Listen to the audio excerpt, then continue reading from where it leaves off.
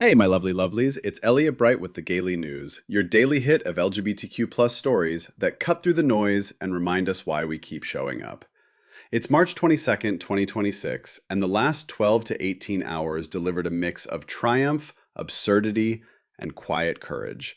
We're doing 3 from the USA and 2 international, all centered on people who are refusing to fade. Let's dive in. First up, the LA Marathon non binary division winner is making headlines for all the right reasons and calling out the wrong ones. Top runner and activist Cal Calamia crossed the finish line first in the non binary category, a repeat victory after last year's breakthrough.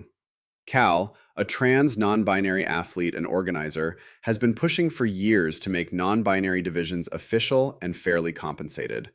This time, they won the title but walked away with zero prize money, while binary winners took home thousands. Cal's post race comments were clear: "This isn't about me, it's about equity for every non binary runner who shows up." The victory lap in Los Angeles is a reminder that queer athletes are still fighting for recognition that matches their effort. Cal's not just running races, they're running toward a more inclusive finish line for everyone behind them. Next, Bill Maher decided to drop a bizarre take on his show, calling the current administration the gayest ever, in a monologue that somehow landed as both a compliment and a weird flex. He pointed to visible LGBTQ plus appointees and policy wins, but the framing left many queer viewers side-eyeing the delivery. Maher's known for his hot takes, but this one felt like he was trying to praise progress while still keeping it at arm's length. The clip went viral overnight, with reactions ranging from amusement to, "Please stop trying to be our ally."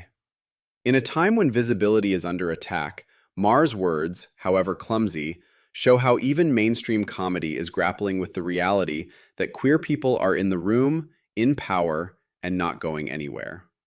Lastly, in the US, Star Trek fandom is having a moment with its groundbreaking gay Klingon character. The portrayal in recent series has sparked both celebration and backlash from corners of sci-fi fandom that still can't handle queer representation in space.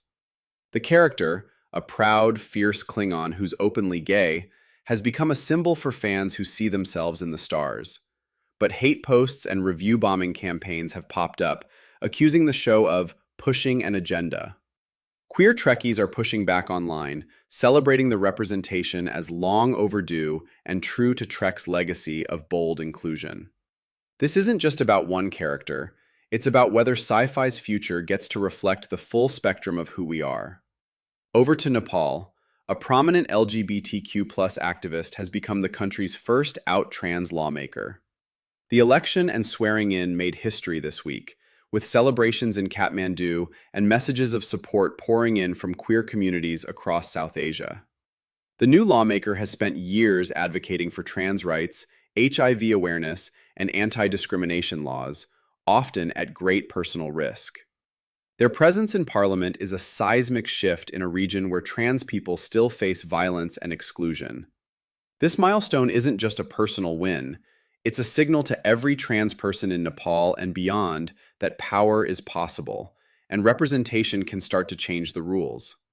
And finally, police in Australia are stumped by mysterious flyers accusing local LGBTQ activists of torturing kids. The flyers appeared overnight on lampposts and car windshields, using inflammatory language to smear queer organizers and parents of trans youth. Authorities say they have no leads on who distributed them, but community members are treating it as targeted harassment meant to intimidate. Activists have responded by doubling down on visibility, holding press conferences, sharing resources for families, and refusing to be silenced. This kind of anonymous hate is designed to scare people into hiding, but the response has been the opposite: louder, prouder, and more united. That's the roundup for today. A trans runner demanding equity, a comedian fumbling praise, Star Trek fans defending queer space, Nepal's first out trans lawmaker, and a community refusing to be intimidated by flyers.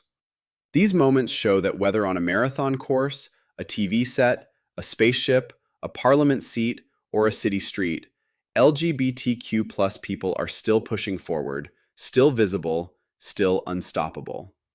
Thank you for listening to the Gaily News, Your time and your energy keep this space alive. I'll be back tomorrow with more stories that matter. Until then, keep shining, keep fighting, keep being exactly who you are. Stay fierce.